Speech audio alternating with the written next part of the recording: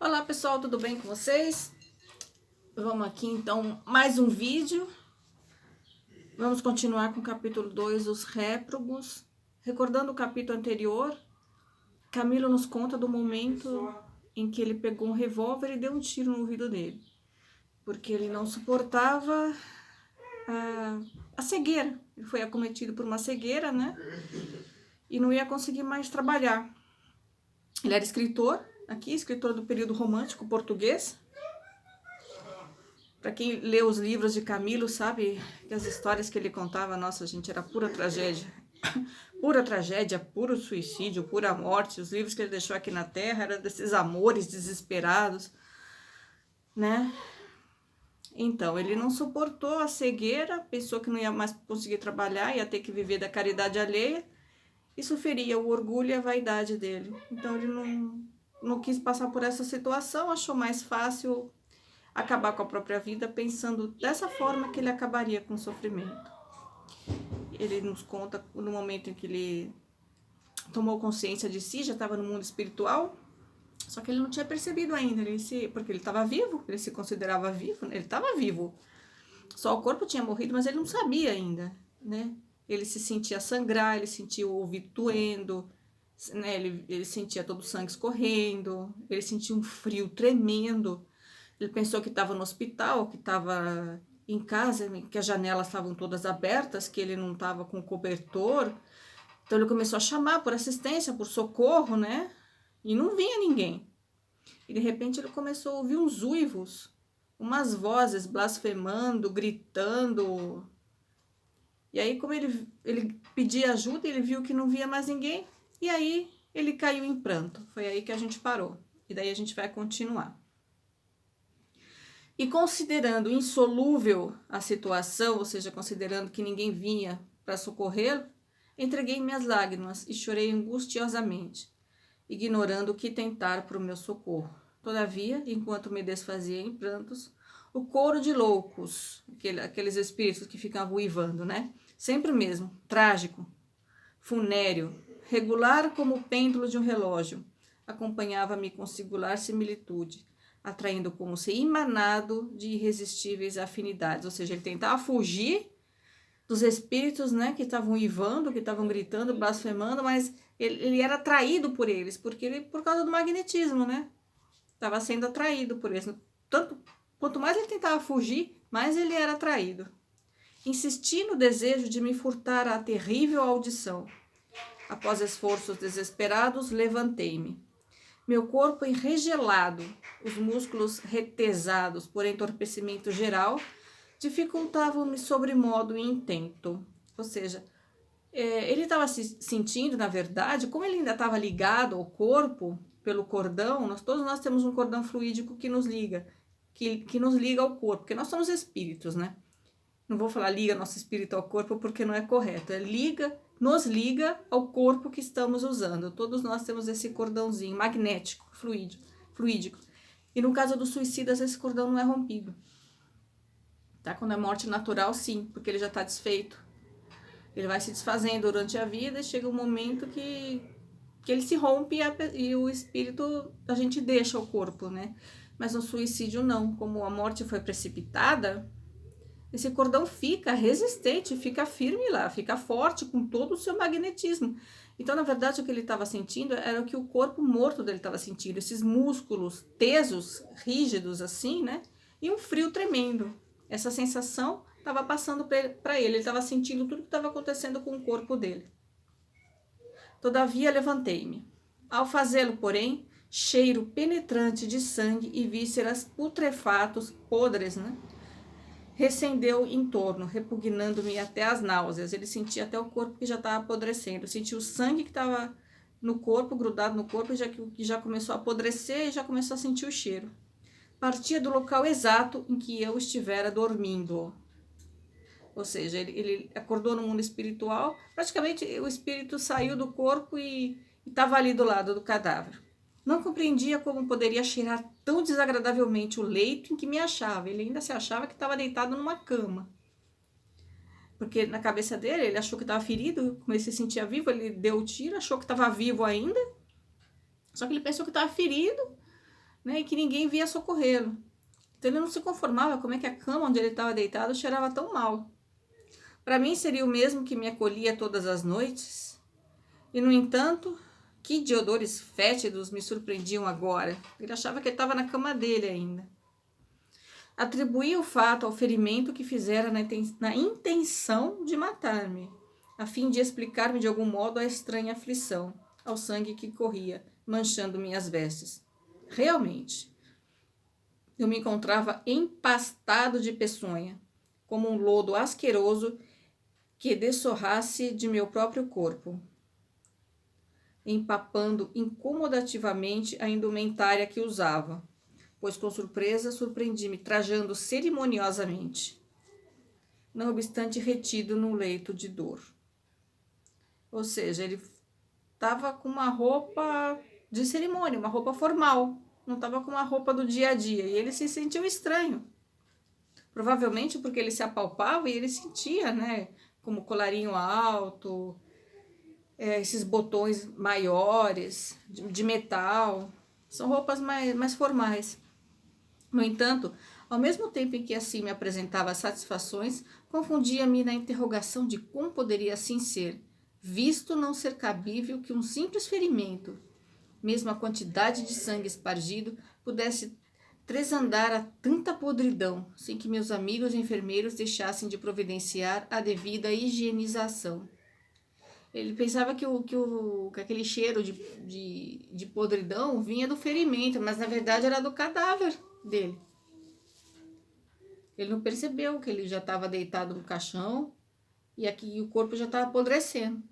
Inquieto, tateei na escuridão com o intuito de encontrar a porta de saída que me era habitual, já que todos me abandonavam em hora tão crítica. Tropecei, porém, em dado momento, num montão de destroços, e instintivamente curvei-me para o chão, a examinar o que assim me interceptava os passos. Então, repentinamente a loucura irremediável apoderou-se de minhas faculdades e entrei a gritar e uivar qual demônio enfurecido, respondendo na mesma dramática tonalidade à macabra sinfonia,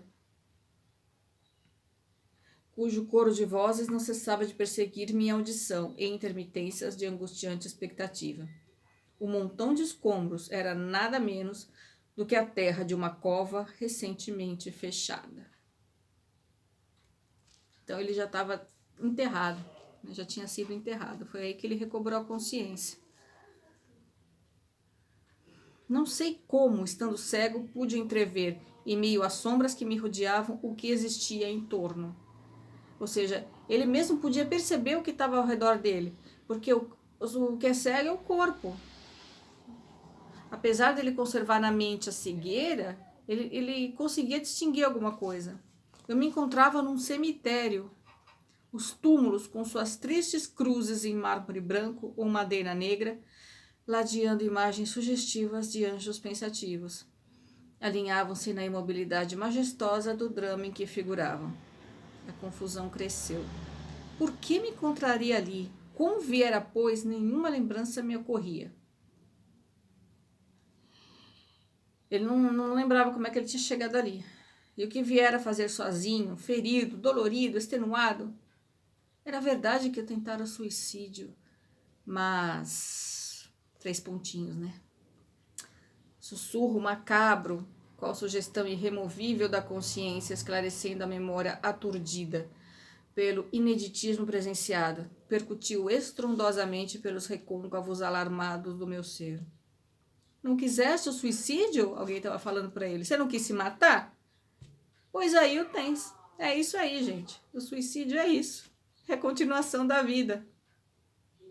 Não adianta pensar que a pessoa que comete esse ato vai para lá e apagou tudo, acabou o sofrimento, vai estar cercado de um coro de anjos, vai descansar eternamente. Não, é isso aqui que vai encontrar.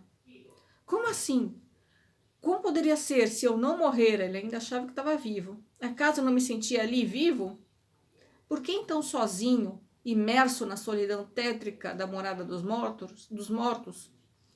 Os fatos irremediáveis, porém, impõem-se aos homens como aos espíritos, com majestosa naturalidade. Não concluir ainda minhas ingênuas e dramáticas interrogações, e vejo-me a mim próprio, como à frente de um espelho, morto, estirado num ataúde, em franco estado de decomposição, no fundo de uma sepultura, justamente aquela sobre a qual eu acabava de tropeçar.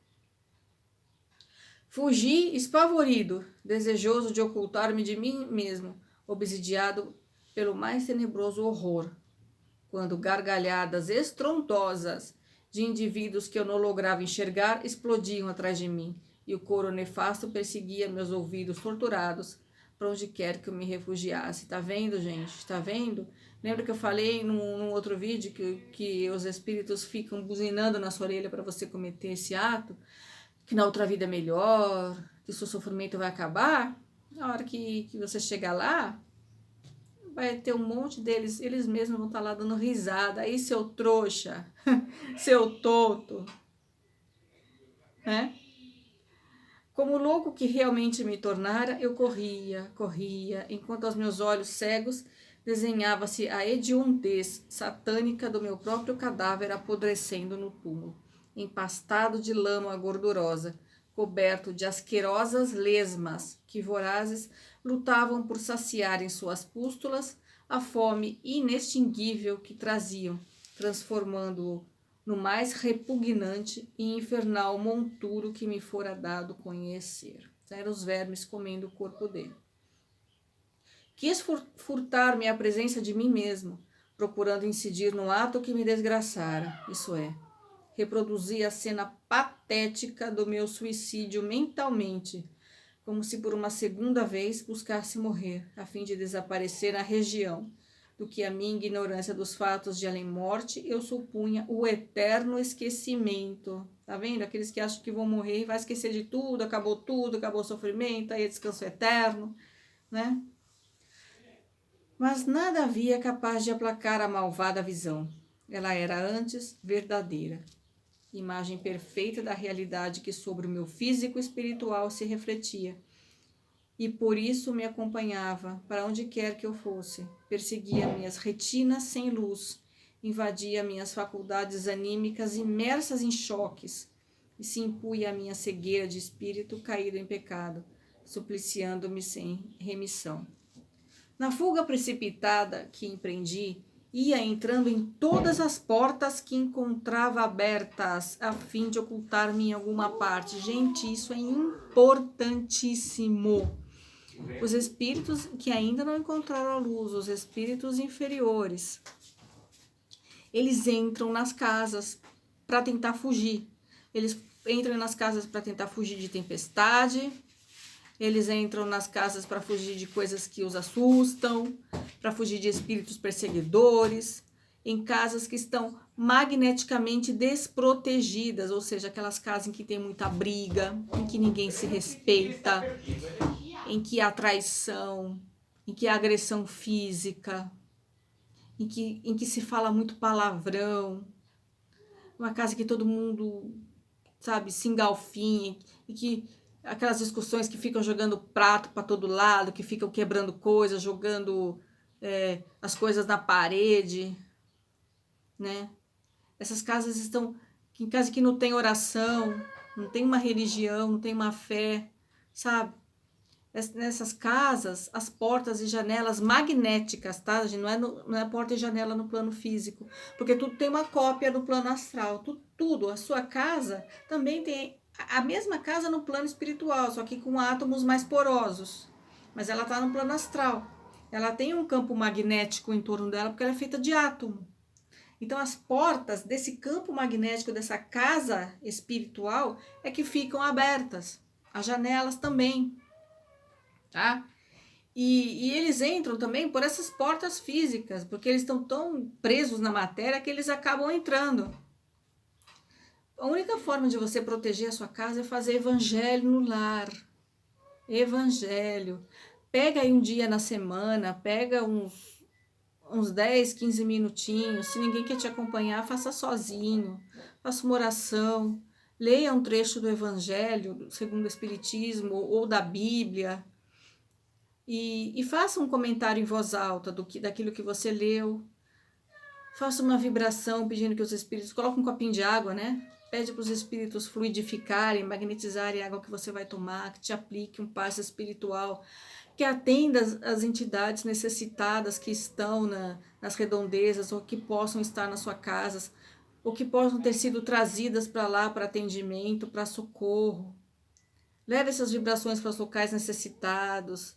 Peça pelos irmãozinhos do Vale dos Suicidas. Sempre ore pelos irmãos do Vale dos Suicidas, que eles necessitam muito das nossas orações, tá? E depois faça uma prece de encerramento. Gente, às vezes não leva nem 10 minutos. Quando a gente faz sozinho, é tão rápido. Mas a sua casa vai, com essa prática do Evangelho no Lar, ela vai adquirindo uma proteção magnética. Isso faz com que esses espíritos que estão inferiorizados, eles não entrem, eles não adentrem, não venham fazer confusão na sua casa. E com o tempo as brigas vão diminuindo, as necessidades vão sendo atendidas, as pessoas que estão sem emprego acabam encontrando trabalho, sabe? Tudo, as doenças vão sendo recuperadas, vão sendo curadas, as pessoas vão ficando mais calmas, né? As necessidades vão diminuindo, as necessidades materiais. Com essa prática do Evangelho, faça uma vez por semana, escolha um dia e um horário e pratique. Isso vai deixar as portas e janelas da sua casa fechadas, para que esses espíritos não possam adentrar. E se forem adentrar, é só com a permissão de espíritos superiores, do mentor da casa, porque eles também guardam a casa que faz o Evangelho no Lar. Tá? Então, se eles forem adentrar, é para ouvir uma prece, é para ver algum comportamento seu que vai servir de exemplo para eles. Mas é só com autorização de espíritos superiores, eles nunca vão entrar para perturbar você, porque a sua casa vai ficar protegida. Esse é o grande benefício da prática do Evangelho no Lar, sem falar que a gente entra em contato com os nossos mentores, nossos espíritos, né? Que sempre nos acompanham, nossos espíritos amigos, que estão sempre do nosso lado, nos acompanhando na nossa evolução. Então, vamos lá. Na fuga precipitada que empreendi, ia entrando em todas as portas que encontrava abertas, a fim de ocultar-me em alguma parte. Eu nem tinha percebido que, como ele já era espírito, podia passar pelas paredes, gente. Mas de qualquer domicílio a que me abrigasse, na insensatez da loucura que me enredava, era enxotado a pedradas, sem poder distinguir quem, com tanto desrespeito, assim me tratava. Ou seja, nessas casas que eu comentei, onde existe muita briga, já existem espíritos inferiores que também estão morando na casa. E esses espíritos inferiores se acham o dono do domicílio. E qualquer outro que tenta entrar são enxotados. Então as pessoas não estão sozinhas. Viver numa casa, gente, cheia de briga, cheia de desrespeito, cheia de fofoquinha, de intriga, sabe? Uma casa doente. Tem também está com esses espíritos nela, não está morando sua família. Existe uma turba de espíritos que ali estão. E isso deixa o ambiente pesado. Se você olhar, é diferente de uma casa que você entra, que a casa está em paz, você sente um ambiente leve. Quando você entra numa casa assim, é pesado o ambiente, começa a dar irritação, a gente não gosta de ficar num ambiente desse. Porque também está acompanhada por espíritos. Vagava pelas ruas, tateando aqui, tropeçando além, na mesma cidade em que meu nome era endeusado como de um gênio, porque Camilo Castelo Branco era um tremendo escritor português, gente. Era um nome famosíssimo da época do romantismo. Tanto que ele não dá nem o sobrenome dele aqui, né? É como Camilo Botelho, que ele se assina. E tá aí nas academias de letras, estudado, no Brasil mesmo, ele é estudado para vestibular, estudado no colégio, pelo menos na minha época era, né? Junto com essa de Queiroz era do realismo, mas Camilo Castelo Branco também era de muito renome. Era leitura obrigatória. A respeito dos acontecimentos que com minha pessoa se relacionavam, ouvi comentários destilados em críticas mordazes e irreverentes, ou repassados de pesar sincero pelo meu trespasse que lamentavam. Tornei a minha casa. Surpreendente desordem estabelecera-se em meus aposentos, atingindo objetos de meu uso pessoal, meus livros, manuscritos e apontamentos, os quais já não eram por mim encontrados no local costumeiro, o que muito me enfureceu. Eu voltou para casa e encontrou tudo fora do lugar, nada do jeito que ele deixou. E ficou louco, né? Ficou irritadíssimo, porque na cabeça dele ele ainda era o dono da casa. Dir-se-ia que me dispersara tudo. Encontrei-me estranho em minha própria casa. Procurei amigos, parentes a quem me afeiçoara. A indiferença que lhe surpreendi a respeito da minha desgraça chocou-me dolorosamente, agravando meu estado de excitação. Ou seja, ninguém o via, ninguém o ouvia, por isso que ele se sentia abandonado. Porque como ele já era espírito, quem está encarnado não podia ver. Dirigi-me então a consultórios médicos. Tentei fixar-me em hospitais, pois que sofria, sentia febre e loucura. Supremo mal-estar torturava meu ser, reduzindo-me a desolador estado de humilhação e amargura. Porém, a toda parte que me dirigia, sentia-me insocorrido. Negavam-me atenções, despreocupados e indiferentes, todos ante minha situação. Em vão, objurgatórias azedas saíam de meus lábios acompanhadas da apresentação, por mim própria feita. Ou seja, ele chegava nos hospitais e ainda se apresentava. Oh, eu sou Camilo Castelo Branco, eu estou aqui todo ferido, todo machucado, preciso de ajuda. Ninguém está vendo que meu ouvido está ferido, que eu estou ensanguentado. Tá? Ninguém dava menor para ele, né? Ninguém dava bola, porque ninguém ouvia, ninguém via. Do meu estado e das qualidades pessoais que meu incorrigível orgulho reputava irresistíveis. Pareciam alheios às minhas insistentes algaravias, ninguém me concedendo sequer o favor de um olhar. Aflito, insofrido, alucinado, absorvido meu ser pelas ondas de agoirantes amarguras, em parte alguma encontrava a possibilidade de estabilizar-me, a fim de lograr conforto e alívio. Faltava-me alguma coisa irremediável. Senti-me incompleto.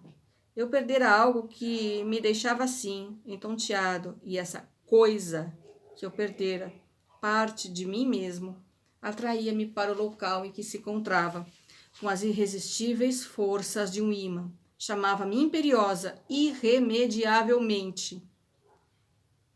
E tal era a atração que sobre mim exercia, tal o vácuo que em mim produzira esse irreparável acontecimento, tão profunda a afinidade verdadeiramente vital que a essa coisa me unia, que não sendo possível de alguma forma fixar-me em nenhum local para que me voltasse, tornei ao sítio tenebroso de onde viera, o cemitério. Essa coisa, cuja falta assim me enlouquecia, era o meu próprio corpo. O meu cadáver, apodrecendo na escuridão de um túmulo. Aqui. Então, ele ainda estava ligado ao corpo, como eu expliquei, né? Por esse cordãozinho magnético. Então, para qualquer lugar que ele fosse, ele seria chamado de volta. Para o corpo apodrecendo dentro de uma cova, mas como ainda estava ligado pelo cordão, ele seria irresistivelmente atraído para ele. Aqui tem uma notinha da médium.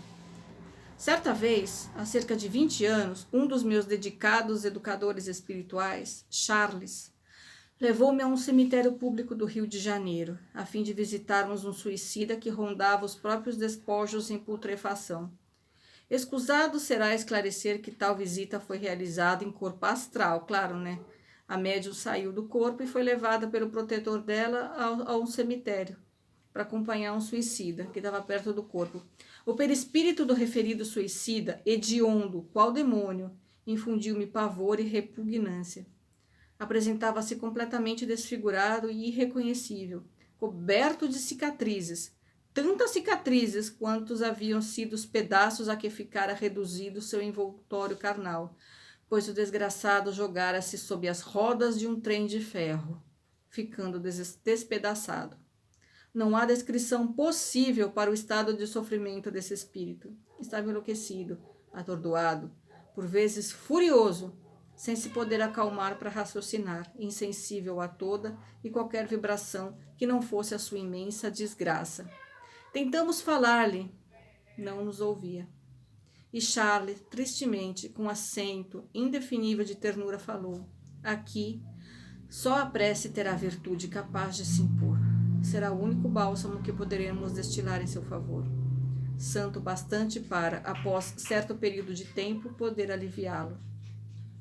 E essas cicatrizes, eu perguntei impressionada, só desaparecerão, tornou Charles, depois da expiação do erro, da reparação em existências amargas, que requererão lágrimas ininterruptas, o que não levará menos de 1 século, talvez muito mais.